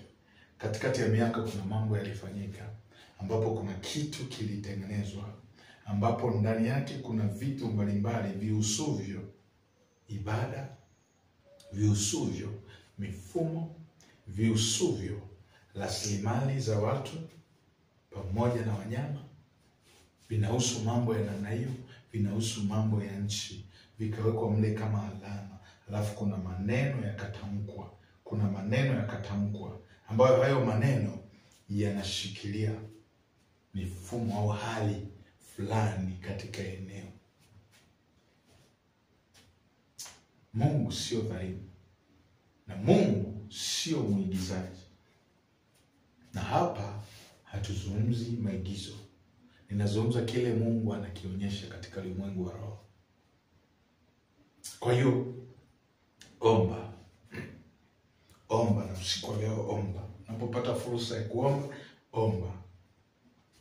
Kwa habari ya kilichowekwa kimfumo, kikalindwa, kikatunzwa na vitu vyenye alama ya mambo yaliyopo kwenye nchi ndani yake, na maneno yakatamkwa, alafu kikahifadhiwa, kikafukiwa chini kando kando au karibu na bahari. Tuna bahari tu moja sisi kama Tanzania, tuna bahari ya Hindi. Kwa hiyo nikisema karibu na bahari inamaanisha bahari ya Hindi. Kuna kitu kilifukiwa, yaani unavyoliona lilivyo yale mabomu wanaitaga bomu hivi. Sasa nazungumzia kwa habari ya muonekano, kitu kinavyoonekana kama bomu hivi, lakini ni kikubwa cha saizi hii, ni kikubwa hivi cha saizi hii, kimekaa katika mfumo ule, lakini kimetengenezewa nje kama ngozi, lakini kimekaa kama bomu.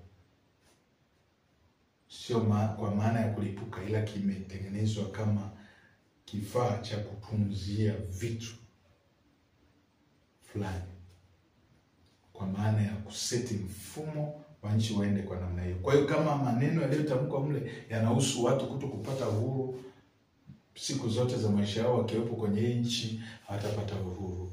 Watu wengine wanaweza katoka kwenye nchi nyingine wakaja kuwekeza humu ndani wakafanikiwa, lakini wewe mwenyeji usifanikiwe. Kwa nini? Kwa sababu wewe unaishi kama mgeni. Shetani ametengeneza mfumo tayari ambao ameweka kiibada na kimiungu. Na hilo eneo sikiliza, hilo eneo kuna wakuu wengi wao wanaenda kufanya ibada zao. Kuna wakuu wengi wao wanaenda kufanya ibada zao.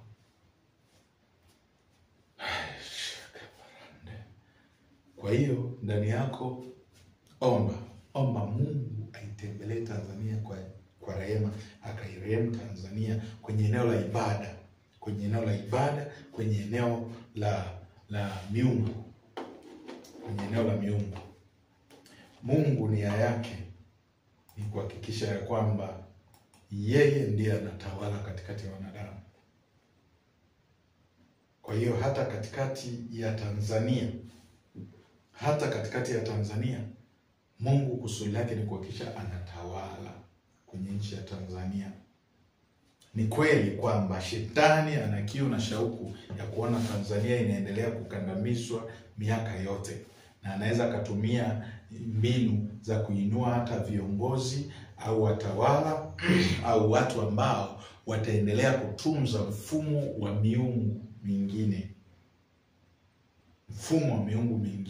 ili kuhakikisha kwamba yale maagano na viapo ambao ufalme wa giza ulikuwa umeweka vinaendelea kuwepo kwa namna hii.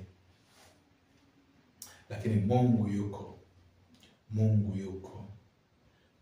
yuko kubadilisha nchi.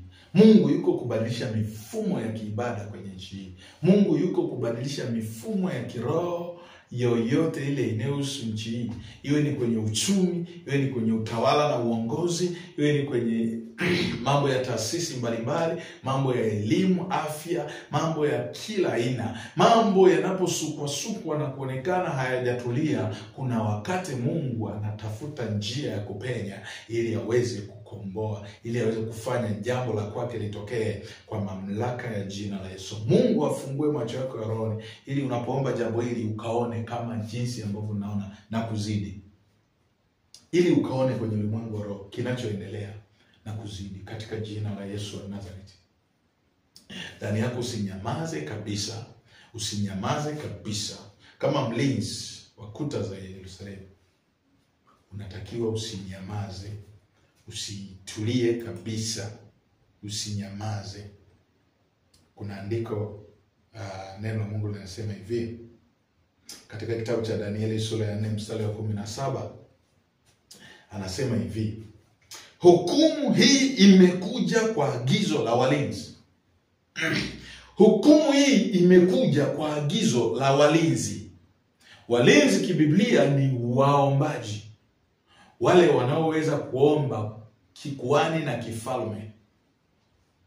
Agizo la walinzi na amri kwa neno la watakatifu, kusudi walio hai wapate kujua ya kuwa aliye juu anatawala katika ufalme wa wanadamu, naye humpa amtakaye, tena humtawaza juu yake aliye mnyonge. Hukumu hii manake umepewa kuhukumu miungu, kama Mungu alivyofanya hukumu ya miungu ya Misri. Mungu alivyofanya hukumu ya miungu ya Misri, manake alifanya na hukumu ya ibada za miungu ya Misri. Akaralua kila kitu, akaua wazaliwa wa kwanza. Anafanya hukumu ya miungu ya Misri, anaua wazaliwa wa kwanza wa Kimisri, wana wa Israeli wanabaki salama. Ndio wakati ambao Mungu anataka aje leo. Ndio wakati sasa Mungu anataka aje kwa ajili ya nchi yetu. Mungu anataka afanye hukumu ya miungu ya Misri. Na hawezi kufanya hukumu mwenyewe, anasikiliza neno litokalo kwenye mdomo wako wewe. Hukumu hii imekuja kwa agizo la walinzi. Agiza ili itokee hukumu. Yaani unapoagiza wewe, Mungu anafanya hukumu. Unapoagiza wewe kwenye maombi yako, Mungu anafanya hukumu. Mungu anatokeza jambo. Ukiagiza kwamba kuanzia sasa hakuna wananchi kuonewa, Mungu anatoa hiyo hukumu. Ukiagiza sasa kwamba hakuna wananchi kupotea, Mungu anatoa hiyo hukumu.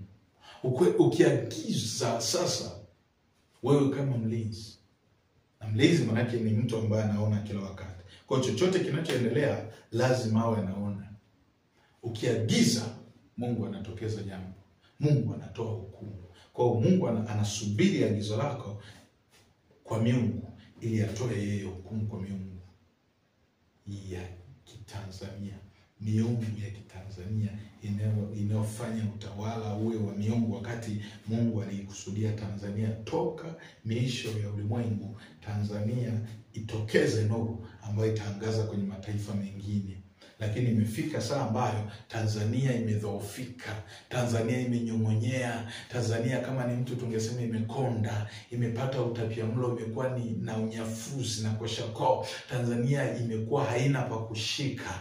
Kila upande unaopita unaona changamoto na majanga mbalimbali. Taasisi zozote unazoingia unaona kuna mifumo isiyoeleweka. Lakini Mungu yuko. Na Mungu amekusudia kuifanya Tanzania iwe bora, Tanzania istawi, Tanzania iwe na mafanikio makubwa, Tanzania iwe na amani ya kweli, amani ambayo italetwa na Mungu, sio na wanasiasa. Mungu anataka ifanye Tanzania kuwa kinara. Kwa ni saa ambayo Bwana anakuambia uombe na kulia mbele za Mungu. Uombe kwa ajili ya ibada ambazo zinafanyika kwenye nchi ambazo sio za Mungu. Uombe kwa habari ya miungu inayoabudiwa. Unapoendelea kuomba, na siku ya kesho tutaendelea kuomba kwa ajili ya madhabahu zilizojengwa za ufalme wa giza, madhabahu zilizojengwa katika nchi za ufalme wa giza. Utaenda kuomba Mungu achilie rehema kwa wale waliofikiri hizo ni tumaini kwao, waliofikiri hizo ni msaada kwao. Mungu akawarehemu, akageuze mioyo, wakamwelekea Mungu, na Mungu akavunje hizo madhabahu. Na ibada yote ambayo inawezekana ilifanyika bila kujua na watu walio wa Mungu, aidha kwa kushiriki chakula cha ibada za sanamu za miungu, au kwa kufanya shughuli yoyote ambayo ni ya kiibada kwa miungu. Unajua kuna matukio mengine yanaweza kawekwa hata kwenye kalenda za nchi za taifa, lakini matukio ya ibada za miungu. Wewe ukafikiri kwamba hii ni kumbukumbu ya jambo fulani, hii ni kumbukumbu ya kitu fulani, ni sikukuu ya kitu fulani. Kumbe hujajua kwamba ndani yake kuna ibada na dhabihu kutolewa kwenye miungu mingine ya kigeni. Ndio maana kuna tukio fulani linakuwepo na kutembea nchi nzima, watu hawajui, lakini huwa ni ibada inafanyika. Ni ibada inafanyika. Ndio maana angalia maovu yanayofanyika wakati ule. Angalia mambo ya ajabu yanayofanyika wakati ule. Angalia vifo vinavyotokea wakati ule katika maeneo ambayo hilo tukio linapita. Mimi nimesema tukio, wewe utajiongeza ni tukio gani? Lakini nasema kuna tukio ambalo huwa linapita nchi nzima, linazunguka lakini angalia mambo yanayotokea katikati yake. Kuna ibada. Ni ibada ile. Lakini Mungu anataka kusimamisha kinara cha taa katika mlima wa Bwana kwa ajili ya nchi ya Tanzania, kutokeza utukufu wake kwa upana na uhalisia. Yaani udhihirisho wa Mungu usiwepo katika namna fulani hivi. Biblia inasema Mungu atajitokeza kama ambavyo asubuhi inatokea. Kutokea kwake ni yakini kama asubuhi, naye atatujilia kama mvua ya vuli inyeshavyo nchi. Kwa hiyo kwenye nchi ya Tanzania Mungu atashuka kama mvua ya vuli na kuachilia neema yake na kuachilia baraka zake katika jina la Yesu Kristo. Tusome kidogo andiko alafu nitasema kitu. Katika Zaburi sura ya 14 mstari wa kwanza. Zaburi sura ya 14 mstari wa kwanza na wa pili. Nitasoma mpaka mstari wa 4. Anasema hivi: mpumbavu amesema moyoni. Hajasema mpumbavu amesema kwa watu au hadharani, ila ni moyoni. Kinachosema moyoni ni imani. Yaani ukisikia amesema moyoni, maana yake ni imani. Kwa mpumbavu anaamini ya kwamba hakuna Mungu. Mpumbavu amesema moyoni, hakuna Mungu. Wameharibu matendo yao na kuyafanya chukizo, hakuna atendaye mema. Kwa nini hakuna atendaye mema? Si ndani ya mioyo yao kunasema hakuna Mungu. Atende mema kwa ajili ya nani? Kwa faida gani? Anasema toka mbinguni Bwana aliwachungulia wanadamu, aone kama yuko mwenye akili amtafutaye Mungu. Mungu anapoitazama Tanzania, anaangalia kuna mwenye akili ambaye anamtafuta Mungu. Kutoka mbinguni Mungu anachungulia. Nasema mstari wa 3, wote wamepotoka, wameoza wote pamoja, hakuna atendaye mema, la hata mmoja. Je, wote wafanyao maovu hawajui? Walao watu wangu kama walavyo mikate hawamwiti Bwana. Yaani wale ambao wananyanyasa kanisa la Mungu, wale ambao wanabani kanisa la Mungu, wala hawamwiti Bwana. Yaani wala sio watu wa kusali, sio watu wa ibada, lakini wanasema tu neno moja kwamba fungia kanisa fulani, linafungwa. Fungia huduma fulani, inafungwa. Zuia watu wasisali mahali fulani, inazuiwa. Lakini hawamwiti Bwana. Lakini kwa nini wanaweza kufanya hivyo?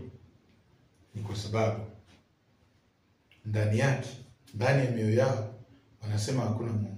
Na wakishasema hakuna Mungu, maana yake kuna miungu yao. Yaani usidanganyike na mtu anayesema hakuna Mungu, maana yake ana Mungu wake. Kuna mtumishi mmoja alishasema hivi, kila mtu ana mganga wake wa kienyeji. Yaani alikuwa anatumia hilo neno kama maudhui fulani kwa ajili ya kufikisha ujumbe kwamba hakuna mtu asiye na cha kuabudu. Kila mtu ana cha kuabudu. Hata yule anayesema mimi sijui habari za Mungu, si dhani kama kuna Mungu, hakuna Mungu. Yaani ile hakuna Mungu, maana yake kuna Mungu mwingine anayempa ujasiri wa kusema hakuna Mungu. Yule anayesema hakuna Mungu, yaani yule Mungu anayemzungumzia kwamba hakuna, ni huyu Mungu wa kweli.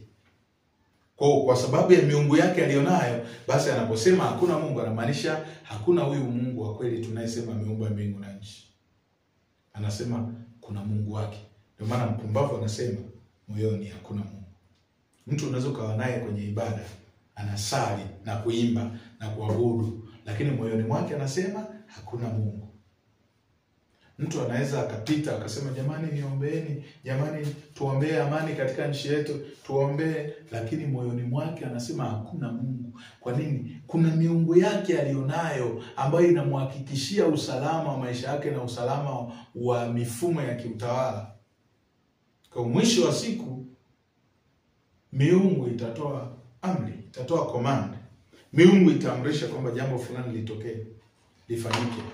Na yule aliye hai ambaye anatumikia hiyo miungu atalazimika kufanya kama miungu ilivyoagiza. Bwana Yesu asifiwe sana. Miungu inapopewa kibali na mamlaka ya kiroho kutawala mahali, kuna vitu viwili vinakuwepo. Nasema miungu inapopewa kibali na mamlaka ya kiroho kutawala mahali, kuna vitu viwili vinatokea. Jambo la kwanza, viongozi wanatawala kwa viapo vya giza. Yaani hata wafanyaji lazima abide, lazima waendane na viapo vya giza ambavyo vilifanyika kwenye mfumo huo. Kwa nini? Kwa sababu miungu imepewa uhalali. Lakini jambo la pili, ghadhabu ya Mungu huwa inawaka juu ya watu wa eneo. Ghadhabu ya Mungu huwa inawaka juu ya watu wa eneo. Hasira ya Mungu huwa inawaka juu ya watu wa eneo. Lakini huwa na uhakika ya kwamba kama wakati Mungu anaangamiza Sodoma na Gomora, Lutu aliokolewa na ile ghadhabu ya Mungu, wewe na uhakika wewe unayemtafuta Mungu na wale walitafutao jina la Bwana, wale walitajalo jina la Bwana, watakuwa salama katika jina la Yesu. Sasa Mungu ataangamiza dunia yote. Lazima kuna masalia atayaacha. Wale ambao hawamwabudu Baali, wale ambao hawatoi sadaka zao kwa miungu. Na tunapoendelea na maombi, endelea kuomba toba juu ya sadaka zitolewazo juu ya madhabahu za miungu. Sadaka zinazotolewa juu ya madhabahu za miungu. Omba toba kwa ajili ya hizo sadaka. Mungu afute uhalali wake na afute nguvu yake ndani yake. Uhalali na nguvu ya dhabihu ile inayotolewa kwenye miungu mingine, kidogo kidogo, mahali, na zile zinatolewa kiujumla kwa ajili ya nchi au kama nchi, kama taifa. Mwambie Mungu aturehemu. Mungu airehemu Tanzania kwa sadaka zinazotolewa kwa miungu. Miungu inapokea sadaka. Kila kiongozi anapoingia madarakani ana sadaka ya kutoa kwa miungu au Mungu wake. Kila anaingia madarakani, iwe ni kwa Mungu wa kweli, maana sadaka yake itakuwa ni sadaka njema, isiyo na madhara. Lakini iwe na kwa miungu mingine, maana sadaka yake itakuwa ni ya madhara. Kumbuka, unapokuwa ni mtawala au kiongozi, wale watu wanakuwa ni sehemu ya miliki yake. Kwa hata akiamua kwamba kuna wanafunzi wanasafiri kwenye basi wafe 50, wanakufa. Akiamua tu kwamba kuna watu wanachimba mgodi sehemu fulani wafukiwe na kifusi, wanafukiwa. Kwa nini? Nimesema hapa, miungu inapopewa kibali na mamlaka ya kutawala kiroho katika eneo, viongozi wanakuwa wanatawala kwa kiapo au viapo vya giza. Kwa kuna vitu wanakuwa wameapishwa. Kwa tunapoomba toba juu ya sadaka zinazotolewa juu ya madhabahu za miungu, manake tunamaanisha kuna hata roho za mauti ambazo zinaendelea kuachiliwa kwenye maeneo mbalimbali kwa sababu tu ya kutafuta sadaka. Hao miungu wana hamu na kiu na shauku ya kupata sadaka. Na kati ya sadaka ambayo ina nguvu zaidi ni sadaka ya damu ya mtu. Sasa mtu ndio level ya juu zaidi ambaye anaweza kutoa damu, yaani ikawa ya thamani kwenye ulimwengu wa roho. Sasa damu ya Yesu ndio sadaka kubwa kuliko sadaka zozote. Ndio maana unapoachilia damu ya Yesu mahali fulani, hata kama miungu imekusudia kupokea sadaka za ulimwengu wa giza, inaanza kuona kichefuchefu, inaanza kuona hali ngumu na kuacha kabisa kufanya mambo ambayo anataka yafanye.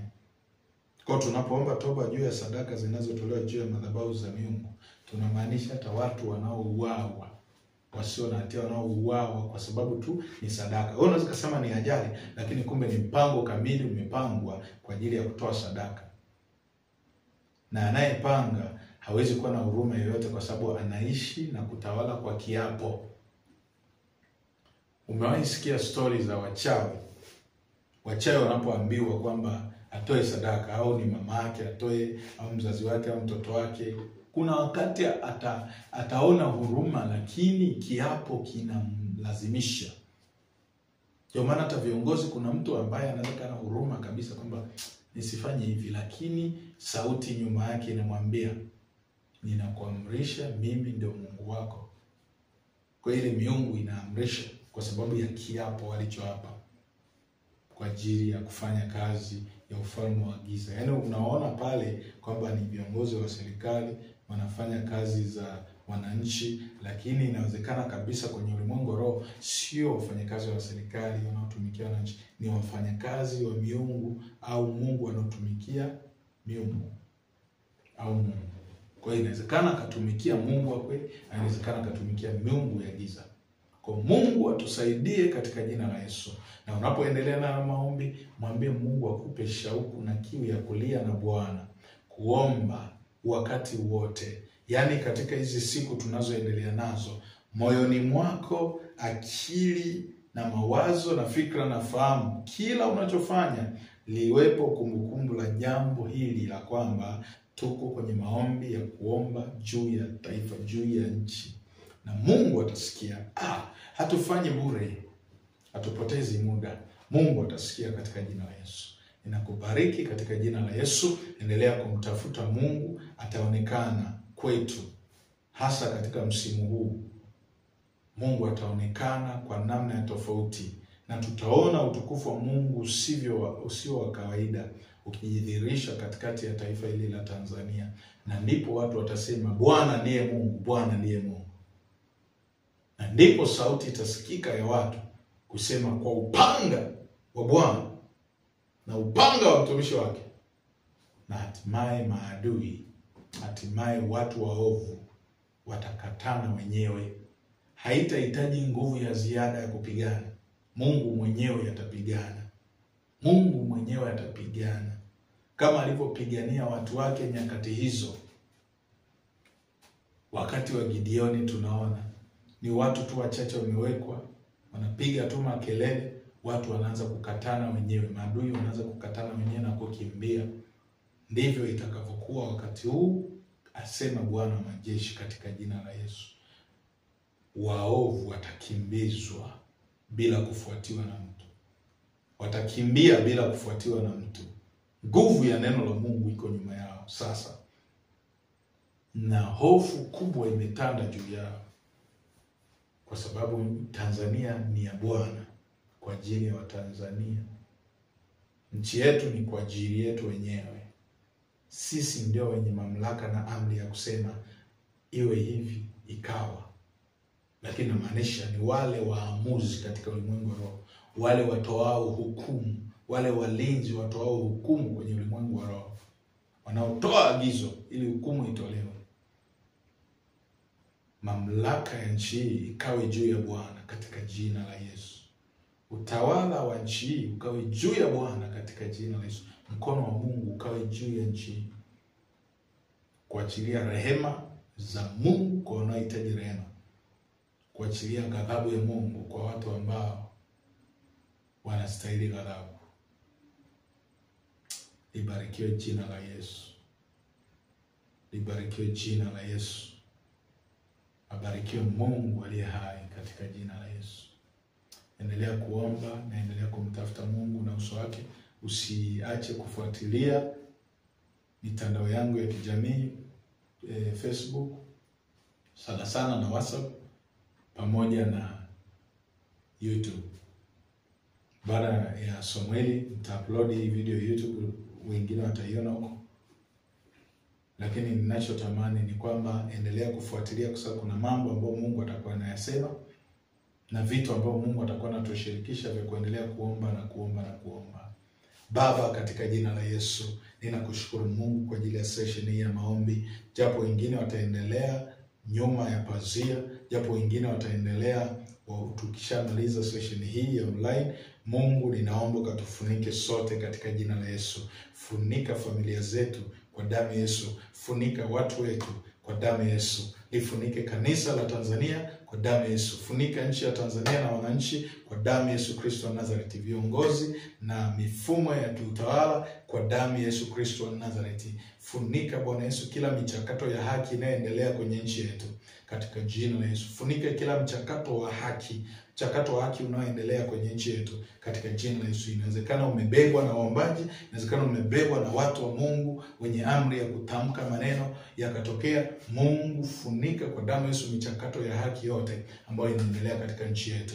Bwana Yesu, endelea kumbariki na wewe mtazamaji na msikilizaji, endelea kumpa neema katika jina la Yesu. Akasimame kwa uvumilivu na kujitoa na kufanya bidii katika kuomba na kuomba na kuomba na kuomba, hatimaye jambo la Mungu likazaliwe na utukufu wa Mungu kaonekane kwa ajili ya nchi yetu katika jina la Yesu Kristo. Mungu akubariki sana na Mungu akulinde. Tukutane siku ya kesho.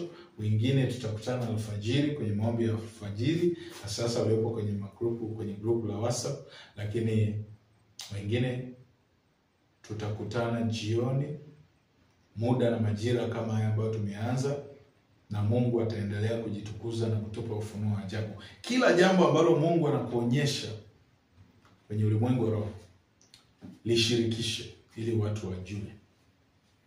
Unaweza kaniambia mimi inbox, au unaweza kuzungumza kwa maana ya kucomment au kuzungumza kwa namna yote ambayo Mungu anakusaidia kufanya. Nikuhakikishie Mungu yuko kazini. Jana nilizungumza, kama hujafuatilia basi fuatilia video yangu ya jana. Nilizungumza kitu fulani tukiwa kwenye maombi session ya namna hii, lakini nimemaliza maombi, nimeelekea nyumbani. Baadaye nikasema ngoja nipite kidogo kwenye mitandao yangu nione vitu mbalimbali ambavyo viko, lakini ghafla nikaanza kukutana na posti ya jambo lililotokea Dar es Salaam kwa habari ya mambo ya mwendo kasi. Lakini kuna kitu kifuatilia ile video yangu ya jana nilikisema wakati wa maombi. Sasa Mungu anasema.